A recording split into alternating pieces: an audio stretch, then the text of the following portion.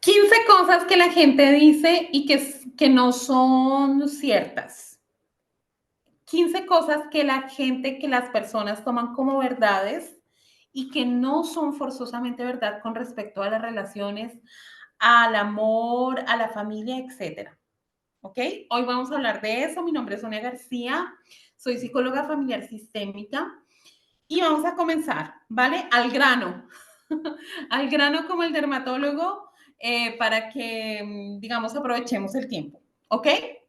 Bien. Primero, los hijos son lo primero. Los hijos son la base del matrimonio. Incluso está esta canción de Franco De Vita, de la que voy a hablar en un próximo video. Vamos a hacer un análisis desde la psicología sistémica con respecto a esa canción. Bueno, si no me ahogo llorando porque esa canción siempre me hace llorar, pero bueno, esa es la idea, ¿vale? No, los hijos no son lo primero, ni son la base de la familia, ni del matrimonio, ni etcétera. Los hijos, es decir, lo primero, si hablamos de los órdenes familiares sanos, en una familia sería, lo primero es tú mismo, tú misma, y enseguida, si aún estás con el padre o la madre de tus hijos, pues es ella, es él, ¿sí? Porque la pareja estuvo primero que los hijos. Entonces la pareja vendría a ser como la base del edificio de la familia, ¿ya? Son los pilares sobre los cuales se construye la familia. Entonces, los hijos no son lo primero. Antes, previo a que ellos llegaran, estuvo él, estuvo ella, ¿ya? Y ese es un orden que se tiene que respetar. Esto no quiere decir, por supuesto, ser negligente con los hijos, ni descuidarlos, ni nada, ¿sí? Sino es darles libertad, ¿no? Porque contrariamente a lo que se piensa, no es porque se dedique a paternar y a darles amor en exceso, muchas veces encargándole la propia felicidad de los propios padres a los hijos, que ellos son más felices. No, los hijos son más felices cuando ven que sus padres se aman, cuando ven que sus padres se eligen, cuando ven que ellos pasan tiempo juntos. Ahí son más felices, ¿ya? Entonces, no, los hijos no son lo primero eres tú, ¿sí? Tu salud mental, tu salud emocional. Recuerda que cuando un avión se despresuriza, eh, primero tienes que ponerte la máscara tú para auxiliar a tu hijo. Y ese es el orden que tienes que manejar. Primero eres tú, luego tu pareja, ¿sí? Estimular, seguir estimulando la relación de pareja, porque los hijos sienten que si sus papás se aman y todo fluye en la relación de pareja, ellos están libres, tranquilos, y ese es un tema menos, y ellos pueden dedicarse a explorar y a desarrollarse psicológica y emocionalmente. La segunda es que la familia es familia. Lo primero es la familia. No, lo primero eres tú y tu salud mental. Es decir, las personas que cuentan con una familia sana, está perfecto. Es decir, una familia con recursos emocionales, quiero decir, no económicos, sino emocionales, que manejan una comunicación sana, que hay respeto en los límites, eh, que hay respeto también con respecto a los roles, que hay flexibilidad en los roles, que han hecho de construcción sexista, es decir, que se han deconstruido de machismos, de que esto deben hacer las mujeres, esto deben hacer los hombres. Hay familias así, sin embargo, no todas son así. Hay familias en las que hay padres narcisistas, que hay doble vínculo,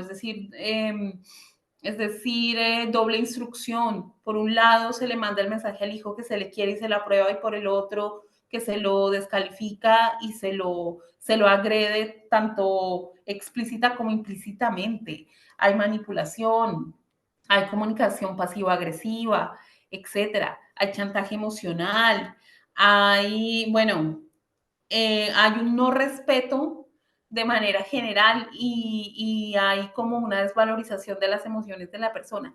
Entonces, en ese caso, ese ambiente no es sano para nadie, ¿sí? Una cosa es el vínculo y otra cosa es la relación. El vínculo lo vamos a tener toda nuestra vida con las personas de nuestra familia.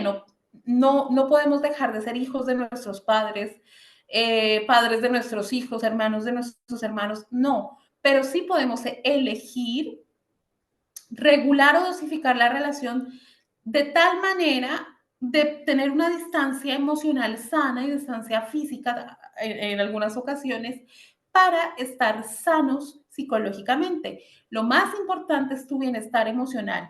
Y si hay personas que te descalifican, que te agreden, que te maltratan psicológica, verbalmente, físicamente, entonces no deben hacer parte de tu vida. Te quedas con el aprendizaje, con lo que tengas que aprender de ti mismo con respecto a eso, pero no deben formar parte de tu vida, así sean miembros de tu propia familia. Ser madre, la tercera, ser madre es lo mejor que te puede pasar en la vida. O sea, esta es como, y esta es para las mujeres, a los hombres no se les pone este peso, o bueno, no en esa medida, pero a nosotras hay un cierto estigma patriarcal en el que mujer igual madre, ¿no? Equivalente a madre, ¿no? Como si esa fuera solo la única función y el único destino de las mujeres. Para nada. Hay un estudio de una socióloga que yo admiro cantidades que se llama Orna Donat. Orna Donat es excelente. Esta mujer escribió un libro que se llama Madres Arrepentidas y ella habla del arrepentimiento que sienten muchísimas madres del que no se habla de ser madres. Eso no quiere decir que no quieran a sus hijos. Por supuesto que los aman y los adoran, pero si tuviesen que elegir nuevamente, elegirían no ser madres. El conflicto no es si aman o no a sus hijos, sino que el conflicto es con su rol de madres, ¿sí? Con su propia maternidad. Hay madres que se arrepienten porque se dan cuenta que la maternidad no es lo que los medios de comunicación, lo que el discurso social dice sobre la maternidad. La maternidad, si bien puede ser fuente de mucha satisfacción para algunas personas, y si es su experiencia personal, felicitaciones, qué bien que tengas tú esa experiencia particular y personal individual, pero no es así para muchas personas, porque la maternidad implica dejarse de poner uno en primer lugar y darle prioridad, pues, es decir, por un tiempo, darle prioridad a los hijos, a los bebés, y un hijo no viene a arreglar nada, ni a arreglarte tu vida, ni a dar felicidad, ni a arreglar tu pareja, no, un hijo viene a pedir, a pedir, a pedir, a pedir, emocionalmente, psicológicamente, y debe ser así, de ahí que viene la responsabilidad que los futuros padres deben de tener, ¿no? Entonces, la maternidad no es necesariamente sinónimo de felicidad, ¿sí? La maternidad en una sociedad patriarcal como la que estamos, en la que las mujeres somos juzgadas, pero las madres son doblemente juzgadas, so pena de ser categorizadas como malas madres y que son manipuladas a través de la culpa, ¿sí? Pues la maternidad puede llegar a ser bastante dura, energéticamente, psicológicamente, etcétera. A veces la maternidad no es compatible, muchas veces, la mayoría de veces, no es en esta sociedad, no es compatible con proyectos profesionales. Muchas veces, como es la mujer la que acuerpa, es ella la que tiene que poner en pausa su carrera profesional, ¿ya? Entonces, esto puede ser fuente de mucha frustración, dolor, cansancio en el día a día, estar disponible emocionalmente, físicamente para un hijo, ¿sí? Entonces esto no es fuente de felicidad para todas las mujeres. Mentira, mentira, mentira.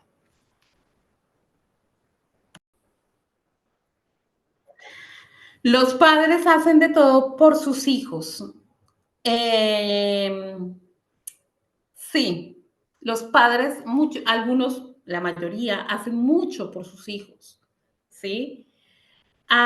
Pero los hijos, o sea, esta es una verdad a medias, pero los hijos también hacen mucho por los padres y de eso no se habla mucho. Es decir, un hijo puede estar en el rol de padre o de madre de un padre inmaduro, herido emocionalmente, puede paternarlo, o el padre herido emocionalmente que no ha sanado con su propia mamá, con su propio mamá, con su propio papá, puede estarle encargando a su hijo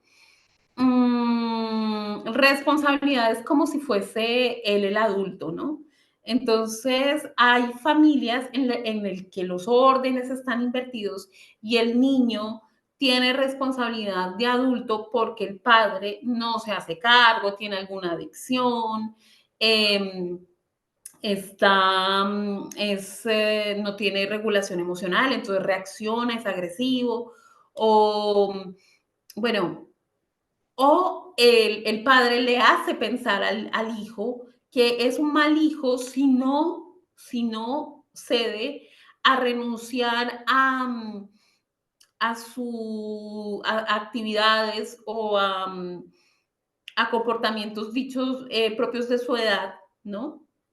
Cuando el padre le hace comprender que, digamos, jugar con sus amigos y no estar siempre en casa disponible para él es digno de un mal hijo, ¿no? Y que estar entredicho el amor que él le tiene a este hijo. Entonces, hay padres narcisistas. De hecho, cuando hay padres narcisistas en familias, es porque los órdenes están invertidos, porque el padre y la madre narcisista lo que hacen es que esperan que sus hijos los maternen y los paternen. ¿Sí? A través de la descalificación, a través del chantaje emocional, a través de la introyección de la culpa, ¿no? Haciéndolos sentir culpables, si tienen otros espacios, si tienen otros amigos, si le dan prioridad a otros proyectos. Incluso esto se puede alargar hasta la adolescencia, hasta la adultez, si tienen pareja o si se quieren independizar, ¿ya? Y lo que hacen muchos padres también, si tienen varios hijos, es dividirlos entre ellos, o sea, hacer un golden child, un niño dorado y un niño chivo expiatorio, y los dos sufren, porque el chivo expiatorio siente que prefieren a su hermano y el golden child, el niño dorado, tampoco la pasa bien, porque si llegase a ser como su hermano o si llegase a salirse del camino un poquito, pues le iría como a su hermano. Entonces,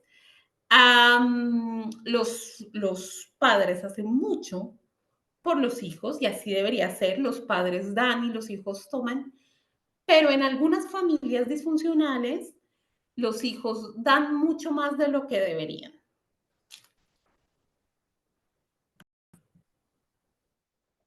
La gente que no tiene hijos y,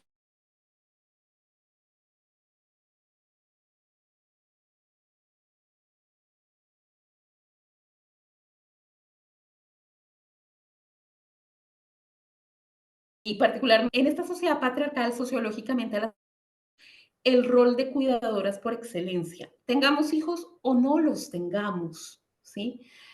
Cuidar de nuestros hermanos, de nuestros padres, de otras personas. Hay carreras, incluso las carreras de cuidado, las profesiones de cuidado, maestro, enfermeros, etcétera, y terapeutas, son carreras de cuidado, profesiones de cuidado.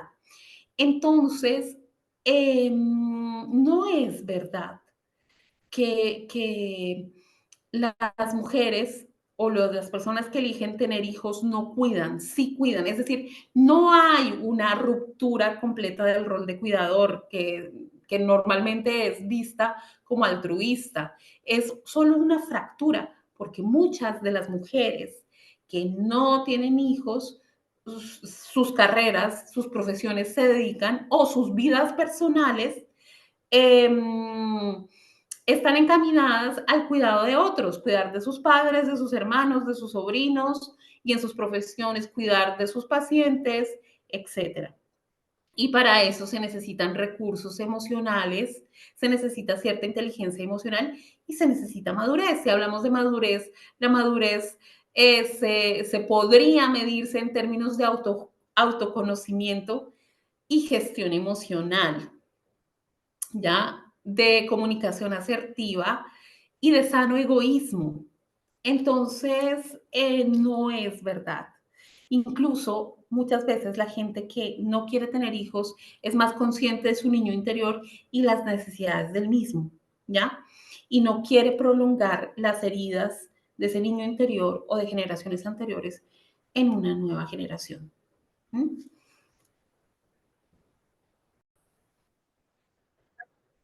Que el amor verdadero es para siempre. Y eso lo dicen canciones y todo esto. Que si es para ti, déjalo ir. Y si, si es para ti, regresará. Y si no regresa, fue que nunca fue tuyo. O sea, en realidad nada es nuestro, nada es tuyo. Y nada es para siempre. Muchas veces se habla de las rupturas, de los divorcios. Incluso ayer estuve con una amiga celebrando su divorcio, porque eso también se celebra, ¿sí? Es decir, se celebra un nuevo ciclo, una nueva etapa de vida. Desde el imaginario social se tiende a, a encasillar esto como si fuese un fracaso. Y las rupturas no son un fracaso.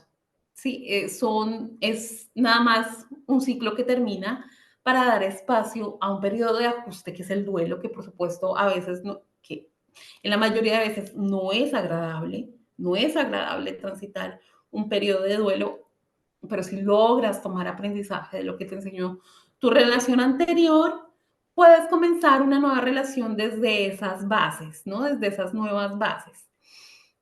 Entonces, no es un fracaso, ya puede ser un gran logro. Nadie te conoce ni nadie te ama como tu madre. Esto es muy, es un dicho muy propagado en América Latina. Eso es falso. Voy a permitirme leer lo que escribí aquí. Tu madre proyecta en ti lo que a ella le gustaría que fueras muchas veces para colmar sus necesidades emocionales o para realizar, sí, necesidades emocionales que ella misma no cubrió con sus propios padres o para realizar proyectos personales que quedaron frustrados quizás por la maternidad, ¿ya? Es muy probable que te ame desde ese lugar. A veces la madre ni se ama ni se conoce a sí misma, ¿sí? Es decir, no es verdad que tu madre te conoce más que a nadie. No es falso, falso, falso, falso, falso. La única persona que se puede conocer más que alguien en el mundo es tú mismo, tú mismo. Es verdad que puede ser que haya personas externas que vean aspectos de tu personalidad que tú no estás viendo, pero esas personas lo verán desde su sistema de creencias, desde su historia personal, ¿sí? Entonces, digamos, como tener una opinión objetiva de cómo de cómo me estoy comportando con los demás, de cómo es mi personalidad, pues yo debo ir donde un profesional, porque el profesional de la salud mental no te va a hablar desde su historia personal, no te va a hablar desde sus creencias, te va a hablar desde teorías, desde técnicas, herramientas terapéuticas, desde tu historia personal, pero a la luz de teorías. ¿sí? De teorías académicas, incluso de saberes ancestrales o desde saberes, digamos, que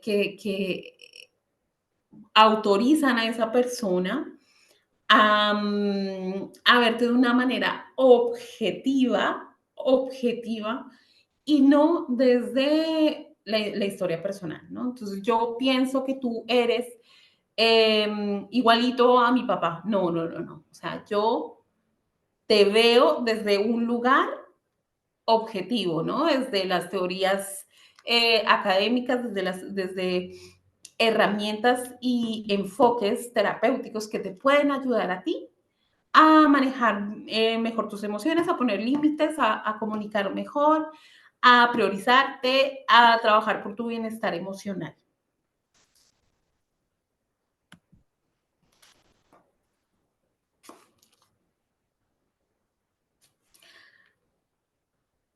Ah, y quería decir, a veces mamá ni se conoce ella misma, pues cómo pretendes que te conozca más que nadie. Bueno, la 9, dar a mis hijos lo que yo no tuve es altruista. Esto siempre lo escuchamos, ¿no? De que yo quisiera darle a mis hijos lo que no tuvieron, yo quisiera que mis hijos no pasen lo que yo pasé. Que esto, por supuesto, se entiende, ¿no? Si has tenido experiencias traumáticas, por supuesto que te lo entiendo. Pero, por ejemplo, decir que si yo le doy a mis hijos lo que yo no tuve, es algo altruista. No, porque nadie puede dar de lo que no tiene. O sea, para darle a tus hijos lo que tú no tuviste, tienes que dártelo a ti primero. Cuando tú te lo des tú primero a ti, ahí sí se lo puedes dar a tus hijos, ¿ya? Porque de lo contrario, estás utilizando a tus hijos para dártelo a ti. Me explico.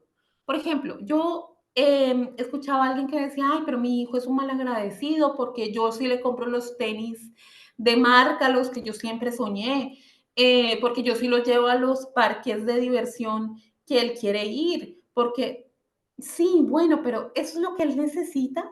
O sea, ¿quién te dijo a ti que tu hijo necesita lo que tú necesitaste en ese momento? De pronto tu hijo tiene otras necesidades. Eso era con lo que tú soñabas de niño, pero eso no quiere decir que tus hijos sueñen con lo mismo. Respeta, respeta sus deseos, respeta lo que ellos necesitan, ¿sí? Si tú quieres darte eso que no tuviste, dátelo tú primero. Y luego pregúntale si eso es lo que él quiere o que lo que él necesita. Negocia, negocia. No te impongas, ni siquiera pensando que eres altruista cuando en realidad estás siendo egoísta. Bueno, hasta aquí más de uno me debe estar odiando. Lo siento mucho, pero es un poco el deber del psicólogo también, desmitificar dichos populares que se toman como verdades absolutas y que no lo son. Bueno, 10. Los hijos deben devolver el amor y los sacrificios a los padres. Si no lo hacen, son egoístas, malos hijos y malagradecidos. Bueno, noticia. Los hijos solo te deben agradecimiento, nada más. Y que te honren y que hagan algo maravilloso con su vida, no con la tuya. Los hijos no son un negocio retroactivo, no es un negocio. Y no pretendas que te cuidan de viejo o de vieja, porque quizás, porque no es su obligación. No es obligación de los hijos cuidarte en la vejez. Lo vuelvo y lo repito. No es obligación de los hijos cuidarte en la vejez. Si ellos te quieren ayudar y te quieren apoyar, maravilloso. Pero prever tu vejez, ¿sí? Prepararla es responsabilidad tuya como adulto funcional que eres. No es trabajo de tus hijos. Que tus hijos te apoyen, que tus hijos, sí, cuando estés, imagínate que llegues a los 100 años y llegues muy, muy, muy viejo. En ese caso, si ellos quieren y pueden, porque La prioridad para tus hijos deben ser sus propios hijos y sus proyectos y sus respectivas parejas, no tú, no tú. Entonces, si ellos pueden y quieren ayudarte, maravilloso, pero no es su obligación, ¿sí? De lo contrario, se estarían invirtiendo los órdenes familiares. Te pueden apoyar y te pueden ayudar, pero no es su obligación.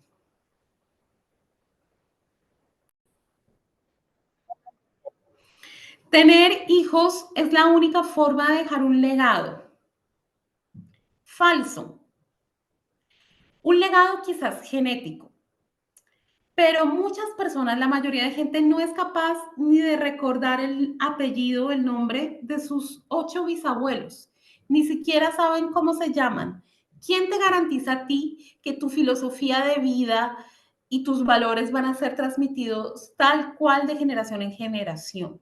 ¿Sí? Lo que fue útil, lo que es útil para tu generación, los valores que tienes hoy, tu filosofía de vida de hoy te sirve para el momento de hoy. ¿Quién te dice a ti que las generaciones próximas los van a utilizar? Cada generación tiene sus retos, ¿sí? Y tiene sus desafíos.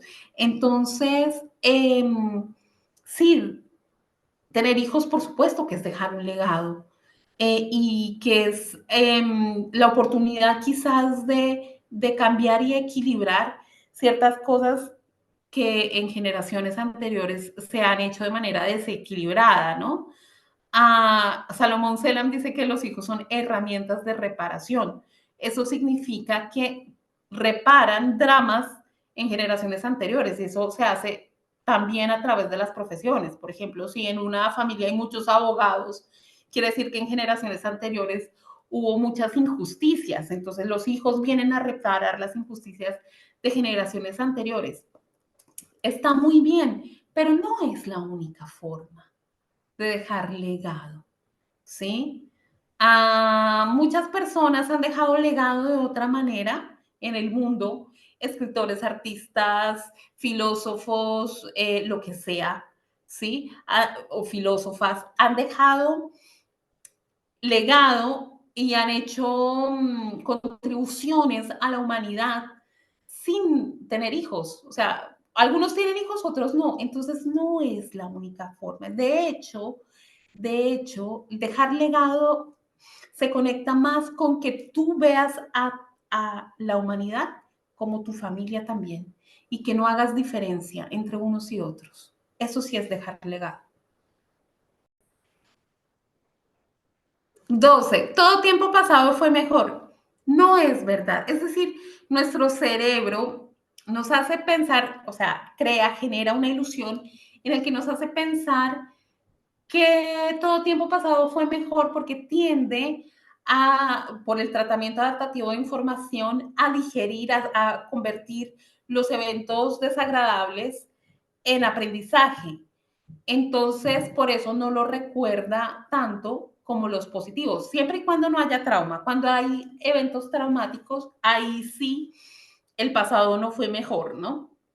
Pero la tendencia es que nuestro cerebro nos haga creer que todo tiempo pasado fue mejor. Y eso no es verdad, porque eso nos hace idealizar un pasado que ya no existe. Acuérdate que la vida es en el presente y la salud mental es en el presente, haciendo proyectos, apoyándose del pasado, sí, haciendo proyectos para el futuro, sí, pero estando en paz con aceptación del aquí y el ahora.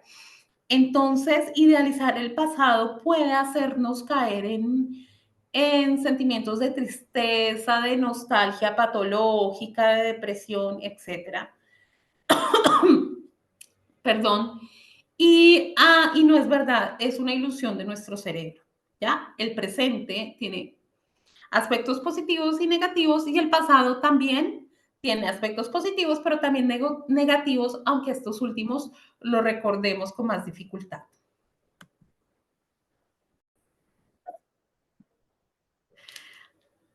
Las personas que se enojan y gritan tienen carácter fuerte. No, no tienen carácter fuerte. Lo que están es en modo víctima, en estado niño herido, ¿sí? Porque los enojos y cuando hay reacciones emocionales desproporcionadas es la pataleta del adulto. Mm, no es sinónimo de carácter fuerte, es sinónimo de niño herido, es sinónimo de no tener inteligencia emocional, porque, ¿qué pasa? Que la inteligencia emocional nos permite responder y no reaccionar. ¿Cuál es la diferencia?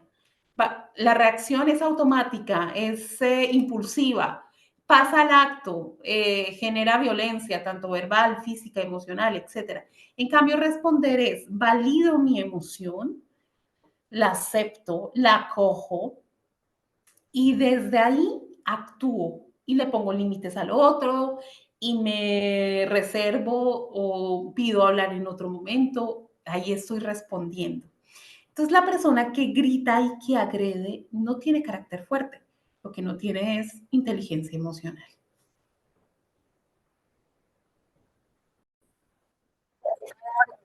14. Llorar y ser emocional es de débiles. No, llorar y conectarse. A ver, ser emocional en equilibrio, porque es decir, como decía antes en mi punto anterior, las emociones hay que reconocerlas para gestionarlas y elegir responder y no reaccionar.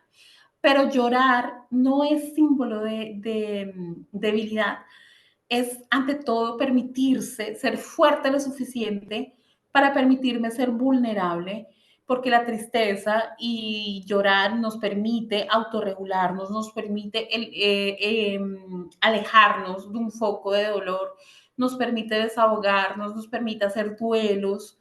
Entonces, no es de personas débiles, el llorar es adaptativo y más en niños. Dejen a los niños llorar, por favor, dejen de decirles que no lloren, ¿sí? Validen sus sentimientos, pónganse a su altura, ayúdelos a comprender su dolor y su tristeza, ¿ya? Entonces, llorar y experimentar la tristeza sin caer en el rol de víctima, con equilibrio, es de fuertes.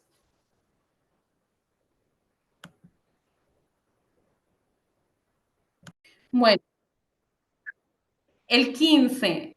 El 15 es una frase que se lanza para manipular en las familias, que es, primero tuviste madre o padre y luego pareja, y luego vino él o ella, ¿no? Hablando de la pareja de los hijos. Sí, así fue, pero eso no quiere decir que tengas que ser tú la prioridad de tu hijo, para nada. Para un adulto sano, su madre o su padre no están por encima de la pareja, están por debajo, incluso de sus hijos y de sus proyectos. Es decir, para un adulto funcional, primero está a sí mismo, luego su pareja, luego sus hijos, sus proyectos, sus contemporáneos, ¿sí? Y luego están sus padres. Ese es el orden sano. Ese es el orden sano.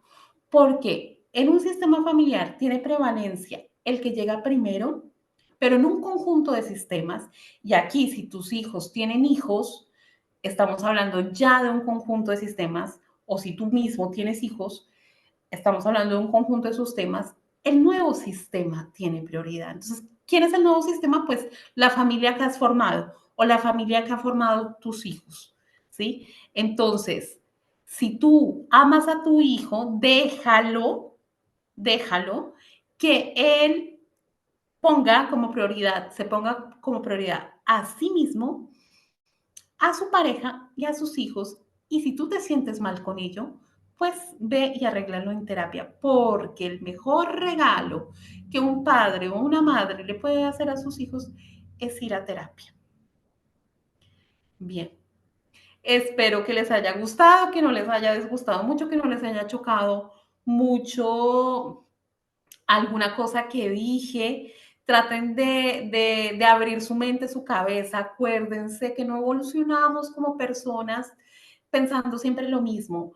El proceso de sanación es un proceso constante de deconstrucción de esas ideas preconcebidas y esos dichos populares que nos hemos metido en la cabeza como verdades absolutas. Acuérdate que el pensamiento crítico también es salud mental. ¿Mm? Vale, te mando un abrazo y nos vemos en mi próximo video. Adiós.